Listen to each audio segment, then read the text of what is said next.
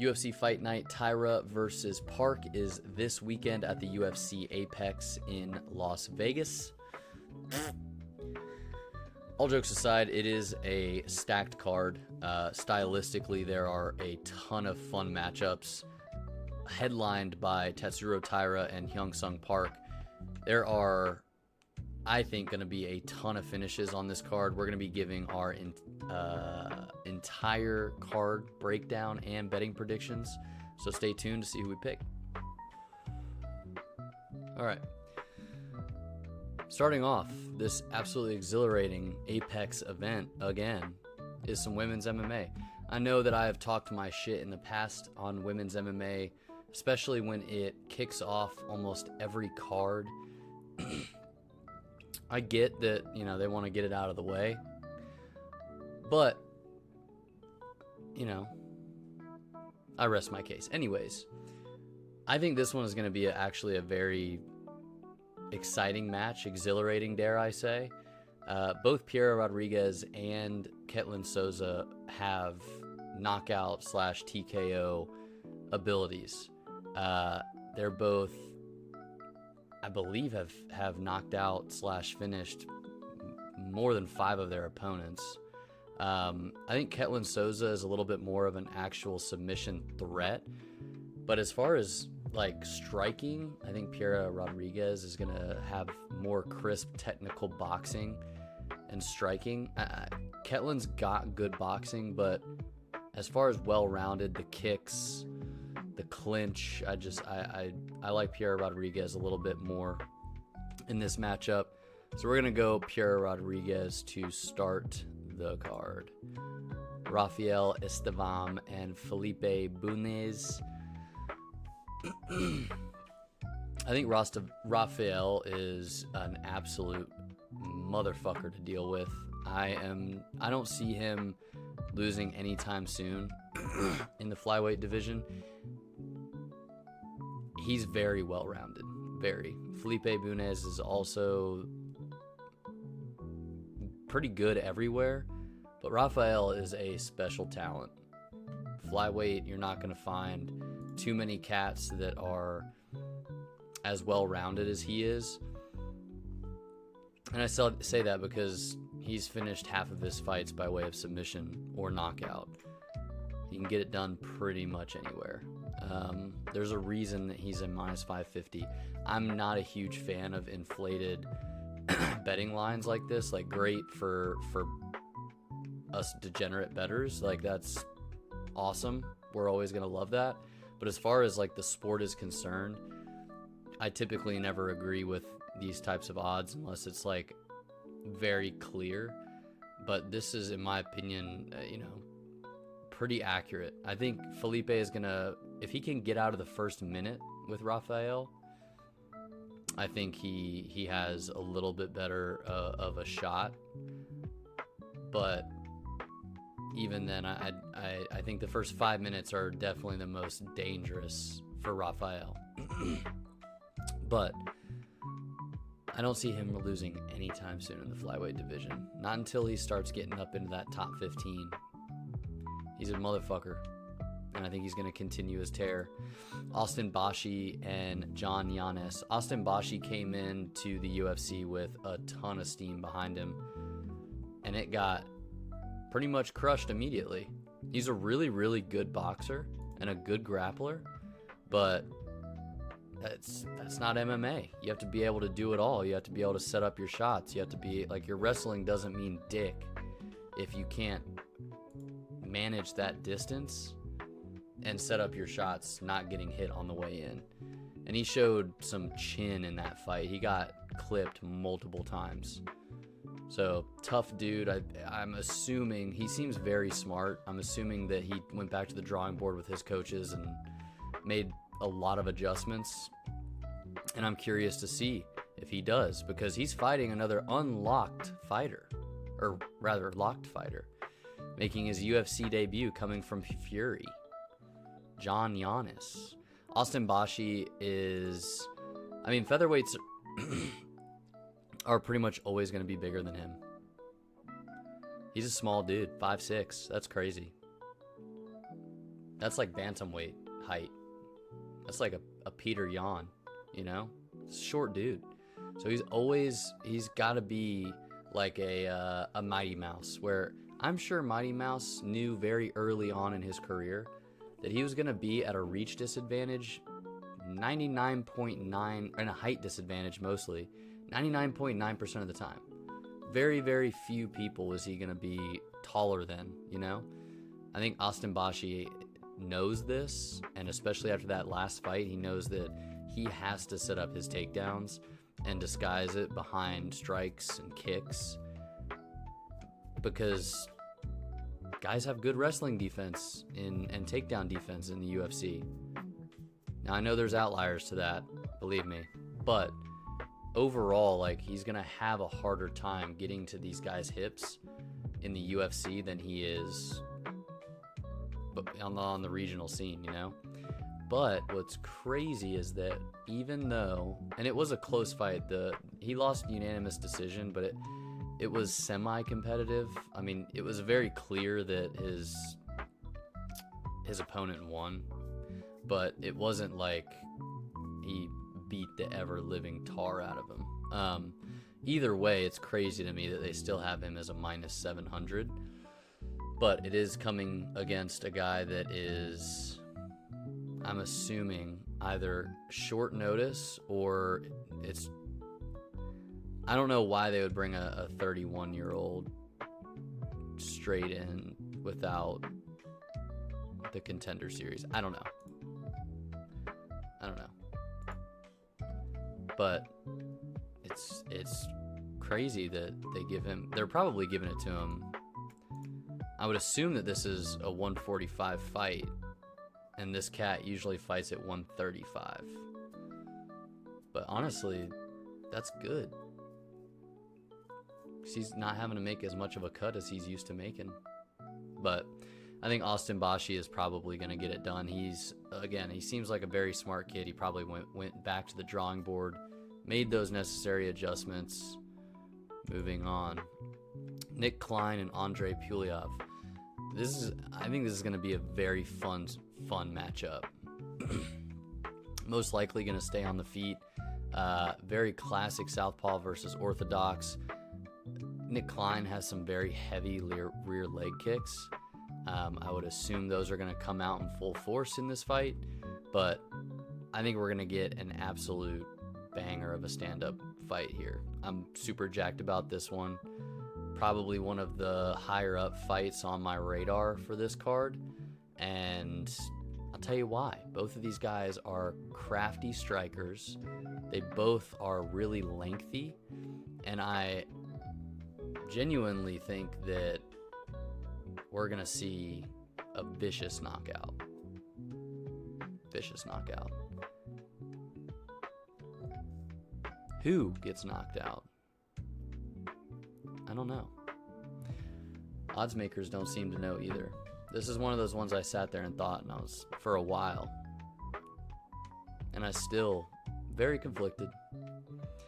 Very conflicted. Out of every pick on the card, don't hold me to this one.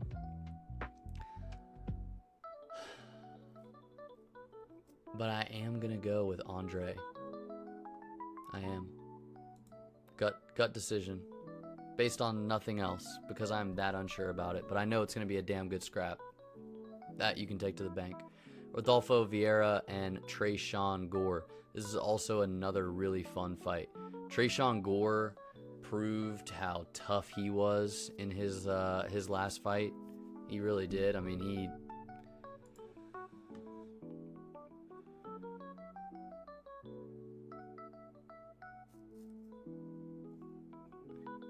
got rocked. And Marco Tulio, another story. Bad man.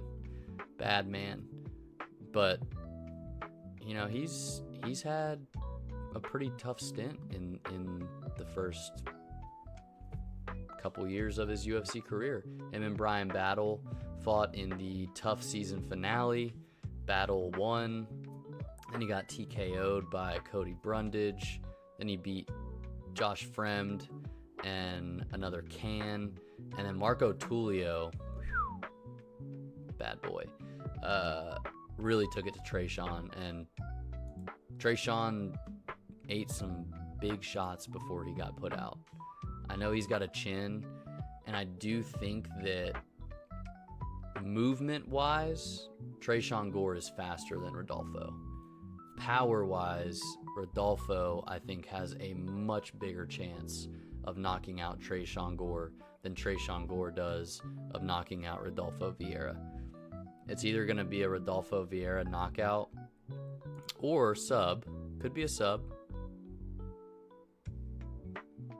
Could be. But I don't think that Trayshawn Gore is gonna go there. I don't. He's got Joe Diesel Riggs and some really smart guys in his corner, and they know that Rodolfo Vieira is a submission specialist. Not saying that Trayshawn isn't good in on the ground, but credentials wise, like I would say that Vieira clearly has the grappling the edge, right?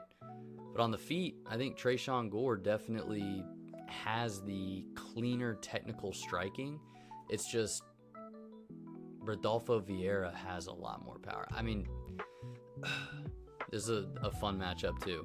Kudos to the matchmakers on this one. I am gonna go with Rodolfo Vieira because I'm actually gonna contradict myself here. I think Rodolfo Vieira is gonna get it done,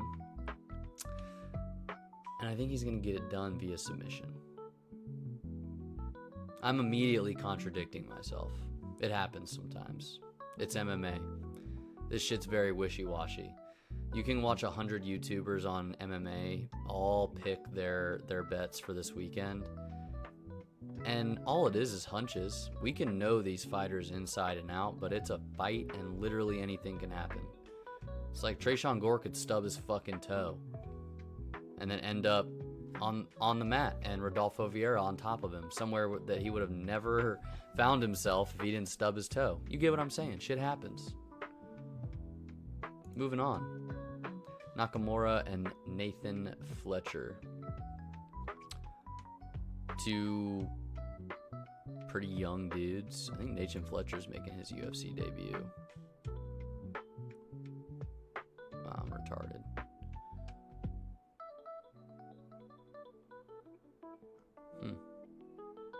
I don't know why I don't remember him.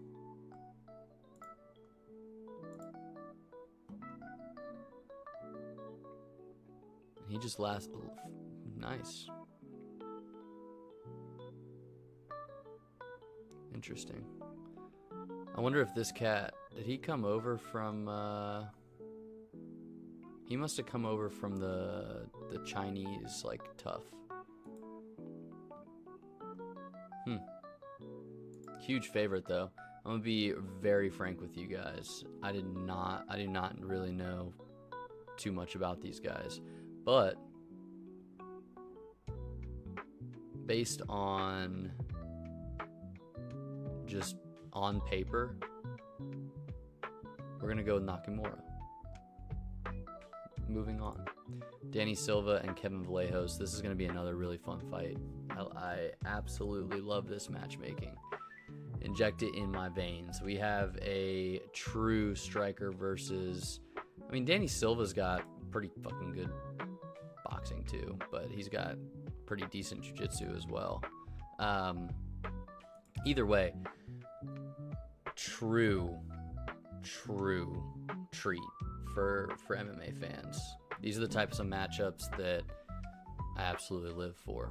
We're gonna see two dudes in there absolutely slug it out.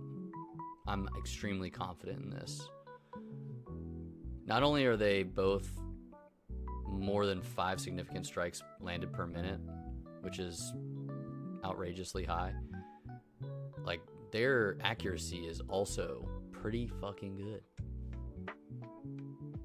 Kevin Vallejos is coming off of a 4-fight win streak, fellas. He's feeling good. He's feeling real good. 3 KOs in a row. 3 KOs. We absolutely love to see it.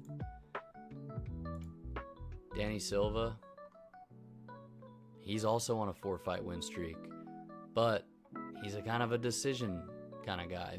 Lucas Almeida, that was a fun fight, but he's not having the finishing power that Vallejos has.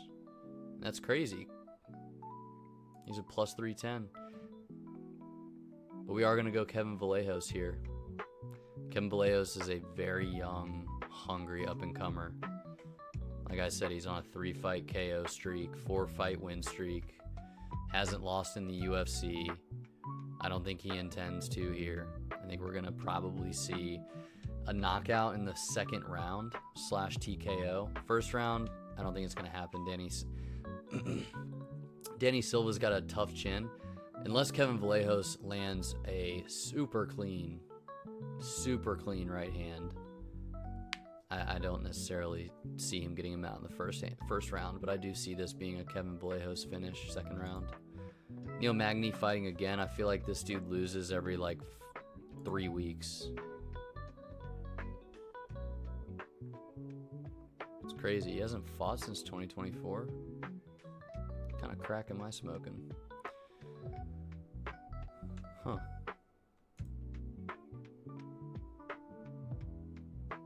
He's getting, in my opinion, absolutely gifted this fight in another geriatric. That's the type of stuff that doesn't necessarily make sense to me in the UFC. It's like, he just fought Carlos Prates. Carlos Prates was just in title contention with Ian Gary and lost, right?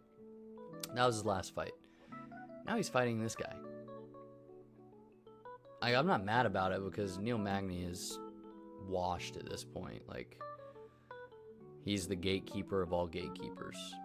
And I don't necessarily think he's gatekeeping Zaleski Dos Santos, but I think Zaleski Dos Santos is certainly going to get this done.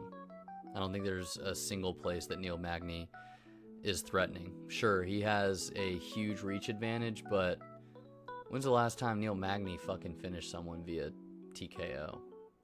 Probably a while. I don't think it's going to be Zaleski either.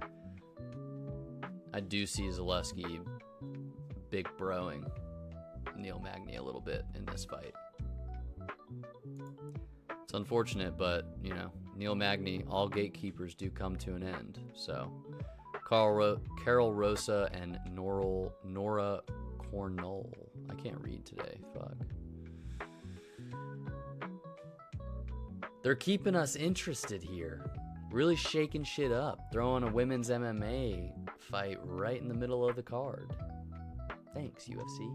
It's exactly what we needed after Neil Magny.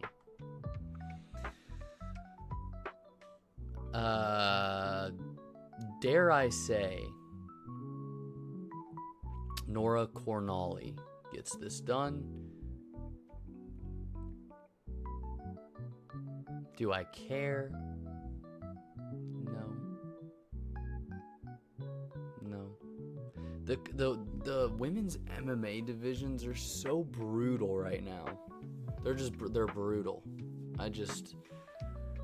This is like these are literally the type of matchups we get for almost everything. This first one is one of the more exciting, in my opinion, women MMA fights that we've had in a while. Outside of the last 2 weekends, right? But most of the ones that we're getting are this. I see a decision in our future. And Nora's gonna get it done. But it's just I'm tired of it. The match, it's like they don't even care about the matchmaking for women's MMA anymore. And it's frustrating. It is. Dana White's got Dana White Contender Series, where he has 5 fights a week, and all of them are dudes. I'm not some massive advocate for the fact that we should have a 50-50 presence of women's MMA and men's MMA on a card, but we're constantly bringing in new talent from the Contender Series on the male roster. But we're not doing the same with women's MMA. We're getting like Kayla Harrison once every fucking 4 years, right? But who do we have until then? Mackenzie Dern. Who do we have until then? Jessica Andrade. Who do we have until then? Zhang Wei Li and Valentina Shevchenko beating fucking everyone and then losing and then getting their shit back. Like, it's just so boring. I don't fucking care anymore. We don't have any new talent in women's MMA. Tell me, outside of Kayla Harrison, who have we gotten? Who? I'll wait. I'll be waiting for a while. Moving on. I rest my case. Elvis Brenner and Esteban Ribovics. Another spectacular match. Kudos to the matchmakers. This is, again, going to be a very exciting fight. I am going to take Esteban Ribovics. He had a really good fight with Daniel Zellhuber, and then is coming off a loss against Hapquast. Hackparast. I literally can't read today. I'm so fried.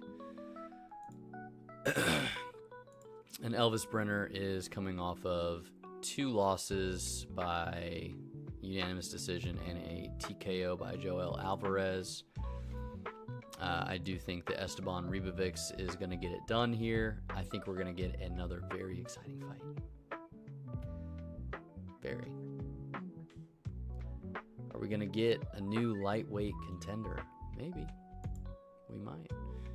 Matus Rebecki and Chris Duncan. There's some good scraps this weekend. Good scraps. Outside of like the Neil Magny and that women's MMA fight that I just bitched about. This is a good card.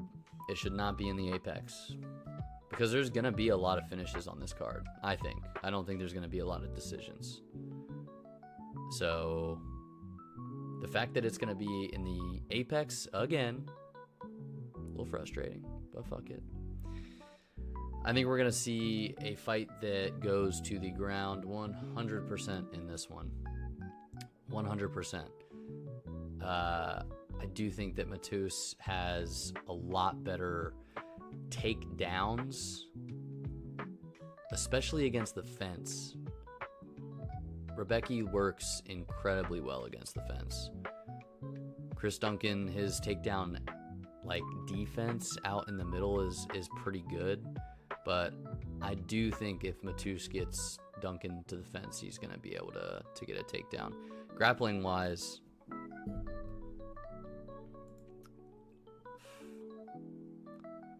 I mean,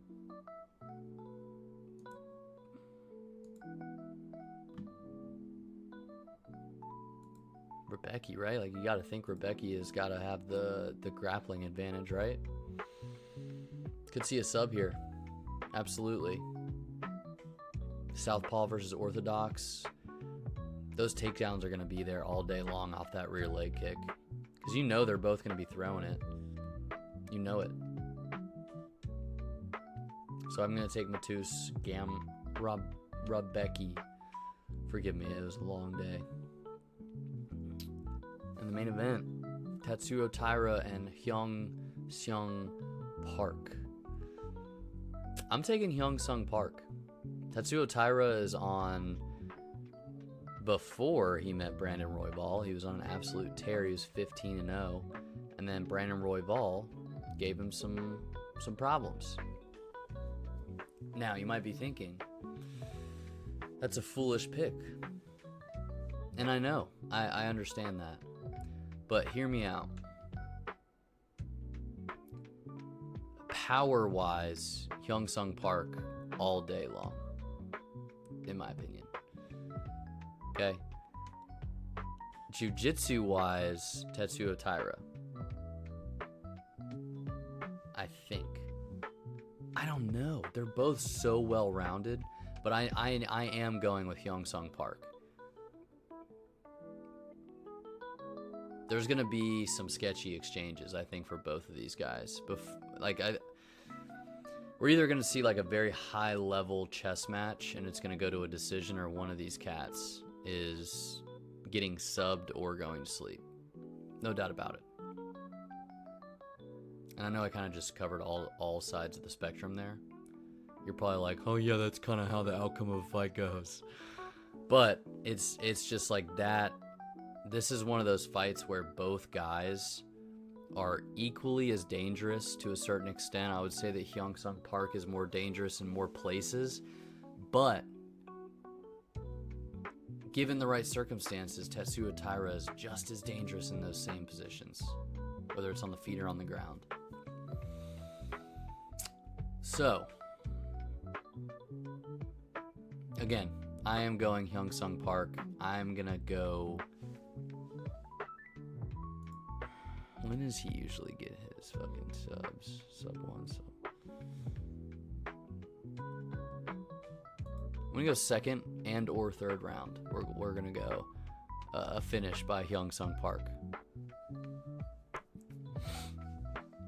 I don't know if I'm gonna call a sub or a TKO, but I do think round 2 or round 3 we're gonna see a finish. Lock it in.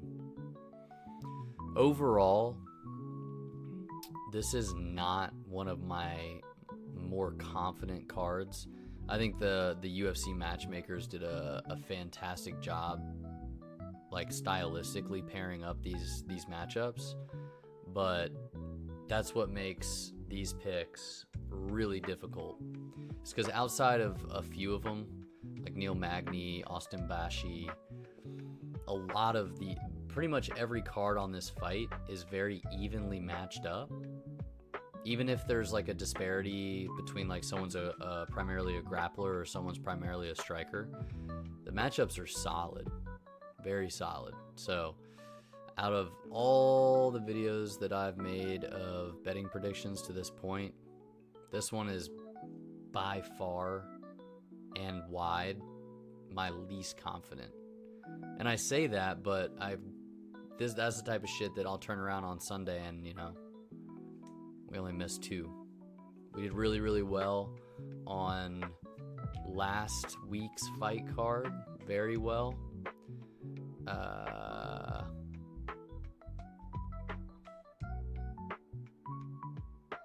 Yeah, we did. Let me know if you guys want. I'm probably gonna actually start doing it anyways, just to start keeping track. Because I'm kind of a fly by the seat of my pants guy, kind of guy. But I'm gonna start keeping track of my total like tally, my record, if you will, of overall picks, just so that can be something that we cover at the beginning of each new breakdown and betting video, and then we can talk about it again on the recap. That way we can really see, because I've been on fire lately, and I've had some really nice goofy ass parlays that have hit, and so I'm gonna start keeping tabs for everyone. That way at the beginning of every video you can see whether I'm about that shit. So let me know in the comments below what you think about the main event. I do think Hyung Sung Park is going to be a little bit more dangerous in some of those kind of scrambles and in certain positions, so we're calling it. As always, appreciate you stopping by. We'll catch you in the next one. Peace.